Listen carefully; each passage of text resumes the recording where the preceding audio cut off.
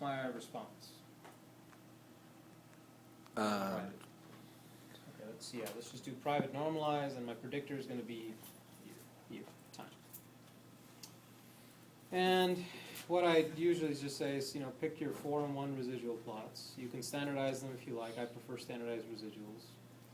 Standardized residuals, simply what they do is it takes the average, it takes each residual, subtracts the mean, and divides by the standard deviation. So you don't have to worry about the mean shifts and the variation shifts. Okay. These are all things that you just sort of pick up as you go, unfortunately. And we say, okay, so we're going to get not the same length. Do you have that asterisk under year? Probably do. Is that annoying you guys? Sorry Yeah. about that. Yeah. yeah. That will mess you up. That will. Yeah. That's kind of an annoying little, I don't know why that happens, but it happens. All right, regression, response, predictors.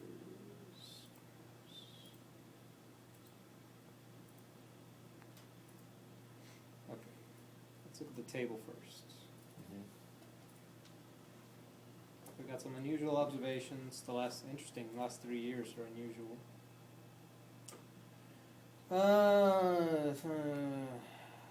Okay. P-values are all significant, so no issues there. R squared is fairly high. S is fairly low. Analysis of variance, well, you guys don't know what that is, so ignore that. Yeah. Okay, but the If we gap have that in is- our data, should we toss that? What? The analysis of variance? Yeah.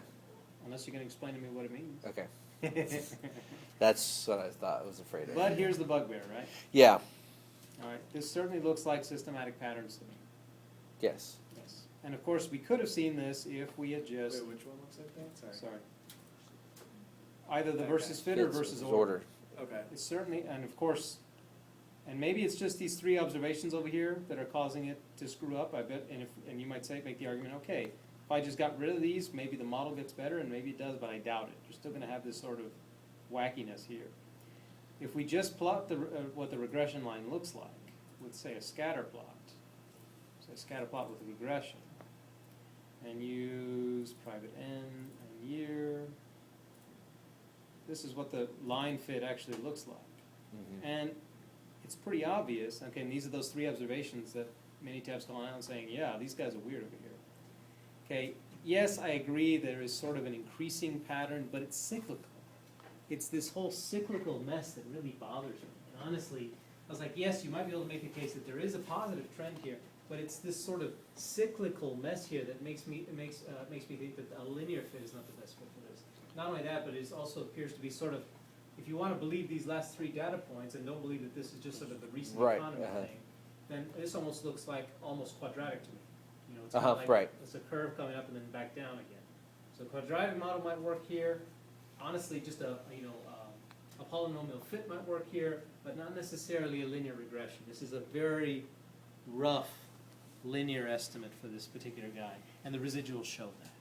And even though it says, oh yeah, there's correlation, p-value is great, everything's fine, but the residuals are showing that as far as a line were to go, I mean, look how bad my prediction estimate. If I said 1990 following this line, this is what I predict. Well, look how far off I would have been. Yeah, I'm close sometimes, but I'm really far off, and I can never really tell when I'm going to be far off and when I'm not. Mm-hmm. See, this is not a really good prediction. It's not a good fit, really.